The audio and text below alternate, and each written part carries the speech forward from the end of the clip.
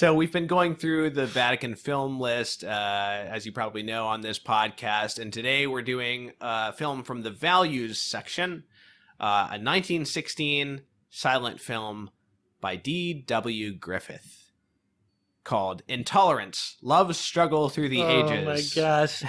What a Why name. You're already breaking down. It's even the name is kind of cringe inducing. Yeah. Well, most people just call it Intolerance, but if you watch the title screen in the film, Intolerance, Love's Struggle Through the Ages. And it kind of gives you it kind of presages the tone of a lot of the titles, like the intertitles in this film, because they're very like lecture-y. Yeah, and also maybe like a little melodramatic. Yeah. I think I read Sentimentalist, yeah. I guess just first things first, how much is this film actually about tolerance or intolerance rather? Well, yeah, it's because I think that this is a particularly modern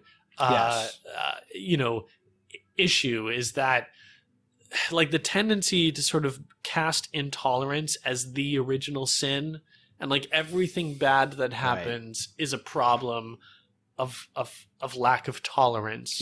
You know, which is like such an inadequate way of understanding human evil or conflict. So like, you know, we mentioned the Babylon story. Like, yeah, there is this kind of side story of religious squabble, but is it really about intolerance, or is it about like vying for power and position? I mean, certainly I'm sure that he sees those things as like the causes of intolerance. Or is intolerance the cause of these things? Or like, you know, that's part of the problem of like King Cyrus of Persia, is he being intolerant? Literally, one of the titles says, that's for the French thing. But there's like a title that says like intolerance, burning, and slaying. Yeah, and like it's comical. It's comical to put those next to each other as though they're like. You know, and there's a scene in the modern story where the guy goes to jail, and it's like society intolerates him away for a time, and it's like the intertitles themselves are telling you like what a stretch. It's a stretch. This concept is. So I think it works pretty well for the St. Bartholomew's Day Massacre, and then we didn't say what the modern story is about yet, actually. So basically, there's a number of different characters in it, but it's basically like the oppression of working class people by prohibition type ladies who use like the power of capital to like oppress the working class people that they're claiming to like uplift morally by like banning them from all their pastimes. This was my favorite part of the film, actually. Yeah. It's the best part. Let's talk about Love's Struggle Through the Ages, because like that comes in like probably most strongly in the modern storyline, which we were just talking about. Because the idea is that like it's intolerance versus love. Yeah.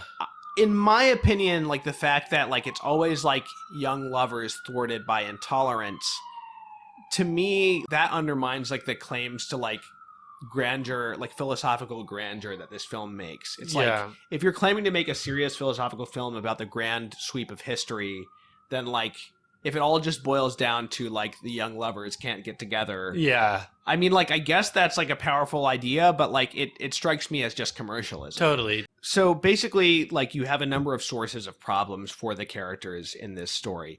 One is the sort of like the cruelty of capital versus labor, which has something to do with like more money being needed for these ladies to do their do-gooding.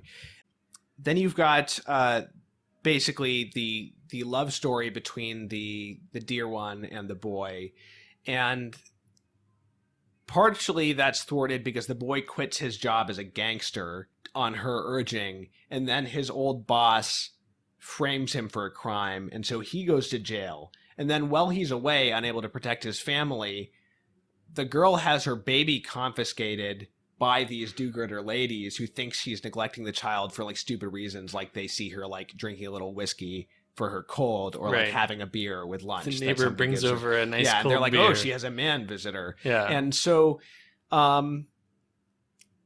only like half of their problems are because of the intolerance of these society ladies. The other half is because this gangster A, frames him, and then B, tries to like take advantage of his wife and then the gangster's girl shoots the gangster. Yeah. And so he gets falsely accused of murder, and he's going to be hanged. So like only and, you know, I guess you can say the gangster wasn't tolerating him choosing a different lifestyle. Yeah, and Griffith would say that, you know, because he says it elsewhere through the film. Right. That like, but I think that like you can genuinely say like, okay, these ladies are intolerant of like the way that these like lower classes like have a good time, and That's like right. sometimes even if they're maybe some of them are drinking too much, you just have to tolerate the existence of alcohol in society. That's right. That's like a proper use of the word. I'm not even sure that with this gangster other side of the equation, like that even works there. The only place I see intolerance really directly working against love is that like it doesn't even work against their romance. You know? Yeah. Like, the only thing is that it separates her from her child. Yeah. And, like, that resonates a lot. I mean, you know? In the St. Bartholomew's Day vignette, it's let's just call an accident. Yeah. That this woman is killed. There just happens to be an engaged couple in the city. And then people are massacred. But one side of the engaged couple is Catholic, and the other side of the engaged couple is but Protestant. I don't care.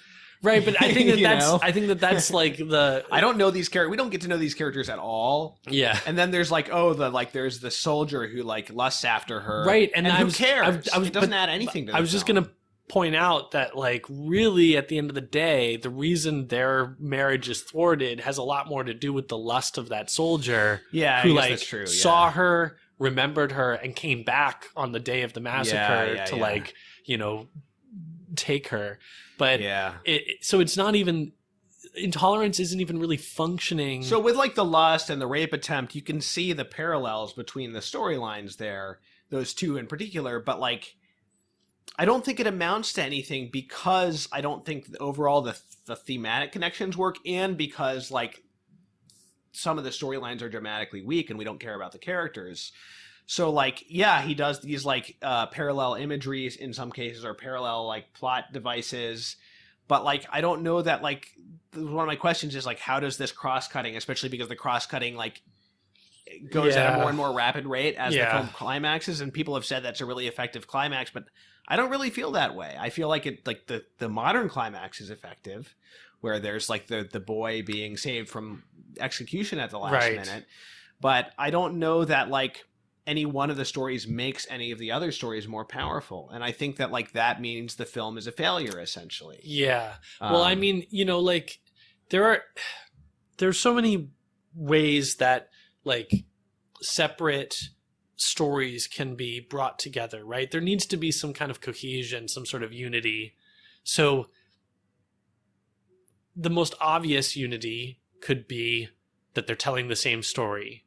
You know, I'm thinking of like the way the Lord of the Rings is told, you know, that it's like the film uses cross-cutting, the film adaptation, but even in the novels themselves, it's a masterpiece of cross-cutting between different plot lines and different timelines, even not in the same way that this is, but yeah. I mean, Tolkien writes it that way because he splits up the company into like 3 parts. Yes, and there's a unity there that ties it all together. Now, when you're not telling the same story, right? These aren't different strands of the same story. Yeah. But he thinks he is telling the same story. Of intolerance and love struggle through the ages. I guess what I mean is like, but he's not. Yeah. Right. He's uniting these different stories with like a thematic. Right. There should be a thematic cohesion. Yeah. You know, unless you're really going to try to tell me that these are somehow all telling the same story, like as though it's a progression. If that was really what he was trying to do, if this is really supposed to be like love's struggle through the ages, and we're supposed to like see this sort of this narrative arc, then it's a complete failure. You know, like I think so. I think it's a failure. But if it's a thematic cohesion, then like okay. Maybe. Oh no, sorry. Yeah, I think it's supposed to be a thematic cohesion, and I think it's a failure on that ground. Yeah, I think so too. Yeah, and I think that, you know, partly, even on the level of like the cross cutting, right? Because I want the cross cutting to like, articulate something. Why are we switching between these two stories at this moment? You know, like if they're not telling the same narrative, right? And I would have to watch the film more and study the cross-cutting more closely to see like what purpose choosing to cut at this moment had. I'm sure that he was thinking about that stuff. I'm sure that he was thinking about that, like, okay, why am I cutting from here to here? You know what I mean? Between this story and this story at this moment, what parallels am I showing? The thing is, I don't think that I would like the film any better if I did pay closer attention to that, because I don't think that the thematic, that the conceptual unity of the film exists, right? And I don't think that the stories are good enough on their own for the most part, to make me care about like whatever fancy structural things he may be doing with it. Right. So yeah, I think that like what you're left with. And we'll talk about the spectacle of the film with the Babylon story a little bit, but I think what you're left with is like a lot of pretension, a lot of like hot air, especially in so many of the intertitles, and like the self-consciousness of it and the sort of like lecturing tone of a lot of it. But then like what it actually is like spectacle. It's like spectacle concealed under hot air, and like sex and violence concealed under hot air, and that in some ways is like the worst of what Hollywood would have to offer, where it's both like just titillating you on like maybe sometimes like a legitimate level like of like cool spectacle, but also like on a base level, and then also like pretending to like preach like an enlightened message to you. That's right. Let's go ahead and talk about Babylon, I guess. Sure. The Babylon, it's the fall of Babylon at the hands of Cyrus and the Persians. Now, let me note, Cyrus is the hero of this story in real life. Like in the Bible, so he's got Jesus. And by the way, I feel like this inclusion of this Jesus storyline is like almost like taking God's name in vain, because it's like at the service of something that's so like empty. Yeah, I'll agree with almost that. Almost at the service of something other than God. Yeah, it's like who wastes their opportunity to sort of try their artistic hand at depicting parts of the gospel. It's just like invoking it in like an empty way. Yeah. So squandering it, you know? So I don't like that, but you know, it's interesting that he does include this like these biblical events, because then he's got this biblical event of the fall of Babylon, and in the Bible, you know, the king of Babylon is like having a party and drinking, like he's going to be like drinking out of like Jewish like sacred temple vessels and stuff, and then he sees the handwriting on the wall like spelling doom for Babylon, and the next day Persia invades. And here the fall of Babylon is presented as this like this tragedy, and like Cyrus presented as this like overweening, like he calls himself the King of Kings and Lord of Lords. And you know, that was what the Persian was called, the King of Kings. But like you know, in the Bible, Cyrus like then promptly like liberates the Jews and like sends them, a bunch of them, back to rebuild their temple, and like acts and like respects the Jewish God and stuff. So like we don't get any of that in this. But instead we're supposed to like be sad that like the orgies of Babylon have ceased, essentially, you know?